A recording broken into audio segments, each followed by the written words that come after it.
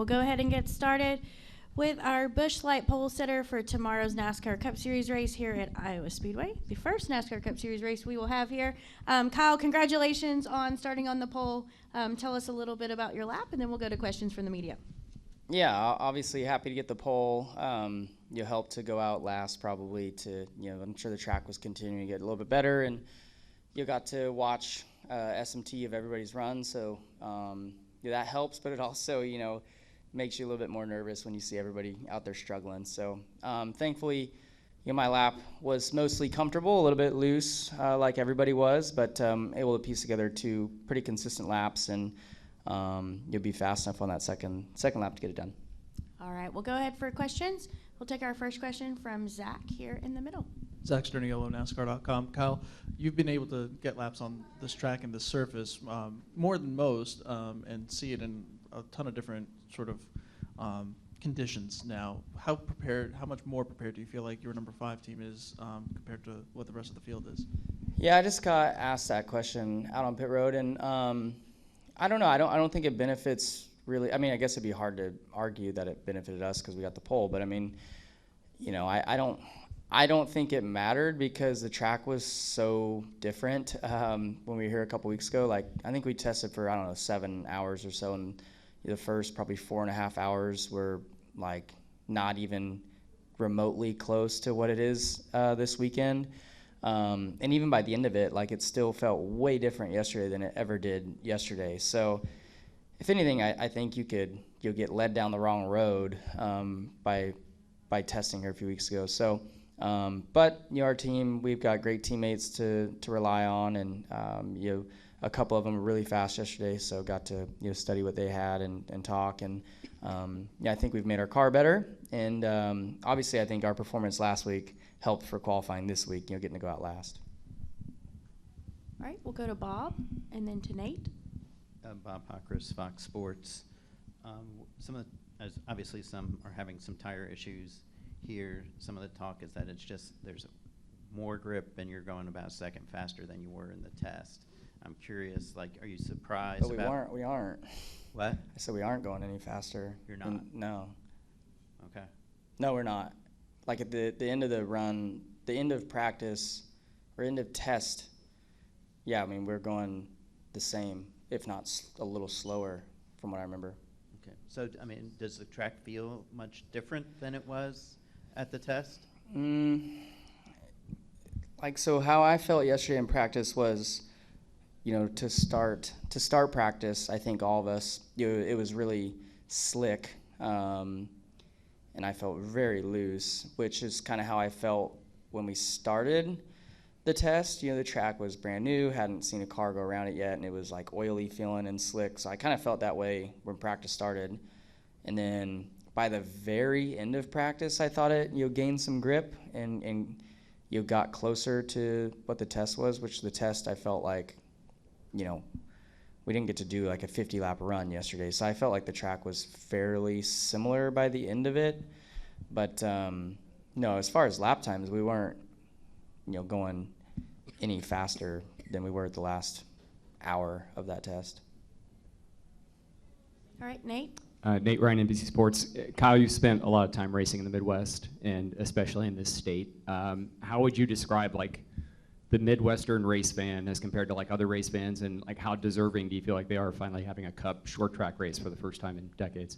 Yeah. No, I mean, I think Midwestern fans, not only from Iowa but all the other states around this region, are really into racing, whether it be sprint car, midget, dirt late model, stock cars, and I think they've been starving for a Cup race, especially here. So yeah, I think all of us, even drivers included, wanted a race here. So I think across the board, we're all really happy to finally get a Cup race here and get to run. We probably all wish it would have come earlier so we could have raced on the older pavement, but regardless, I think it's great for this fan base, and awesome too that Knoxville's racing this weekend, and it's one of the final kind of tune-ups for traveling teams to get ready for nationals. So if you aren't a sprint car fan, you can go there and catch some awesome racing and get introduced to that side of motorsport too. So yeah, it's a cool weekend for for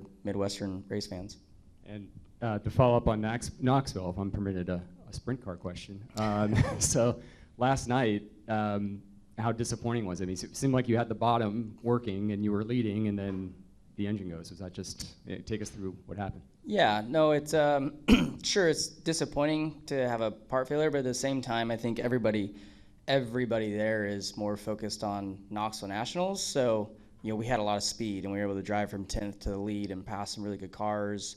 So I was probably not as disappointed as you might think, because we were fast, and that means hopefully we'll be fast when we come back in August. So yeah, I was happy with that. I still would like to qualify a lot better. We always suck at qualifying, so yeah, we don't.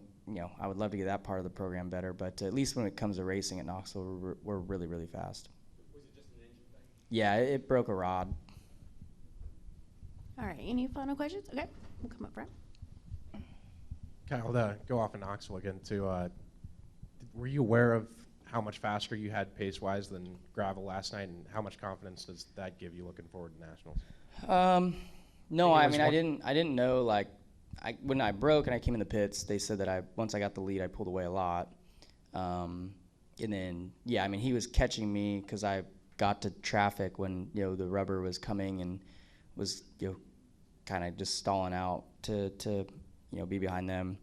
I was hoping, had I not blown up, I was going to be able to lap the 6 and Carson and then just get down to the bottom, because I knew the rubber was coming in 3 and 4. So, no, I felt good about it. Gravel looked really good, though. He was probably the next best for sure. But, as he's been there the last, however many years. So, but yeah, no, we just got to get qualifying a little bit better, make the night easier. You have to, like an outlaw program, you start in the 3rd row, like, you're not going to have an opportunity to win too often, which we just got kind of fortunate last night in the heat race. And then have your thoughts changed on the repave here? Are you still a bit pessimistic on what we might see as an on-track product goes on Sunday? Or I guess what are your thoughts going into what we might see now that you've been on track? Well, I think there's still so much unknown, so I think that's exciting for probably race fans and all that, even drivers. There's probably more drivers in the field that feel like they have an opportunity to have a good run, because, if this place was probably old, wore out, bumpy, your Hendrick team, your Gibbs teams, like, they're going to be the ones dominating. Where now I feel like, and especially with qualifying, you're shaking up the order and all that, I think the starting lineup's a little bit odd. So, yeah, I think more teams probably feel like they have an opportunity. So, yeah, and then there's pitch strategy stuff that goes along with it. So there's just more opportunity across the board. Obviously, I think the drivers would have more fun with the old surface, but you can't. What's the point of worrying about that at this point? You can't put the old surface back down. All right, any final questions? I think I got everybody. Okay, we'll take our final question here in the back. Dan Taylor, Front Stretch Podcast in Omaha. Congratulations on staying perfect at Eagle Raceway. What's the big difference with the track from your tire test to this weekend? Well, I guess why are the tires blowing and having so much I don't know. I'm not sure. I don't know anything about car setup, but I would assume you're talking to like Cliff, it just sounds like more of a low air problem that most teams are probably just pushing that. But again, that's all just speculation. I don't know if any Hendrick cars had any issues. At least blown tires, I know we didn't have, but any, when they cut tires and stuff and all that, I don't know if there's any, damages that were done to the tire that, had we run, maybe they would have blown. But it sounds like maybe it's just kind of car setup, air pressure sort of things.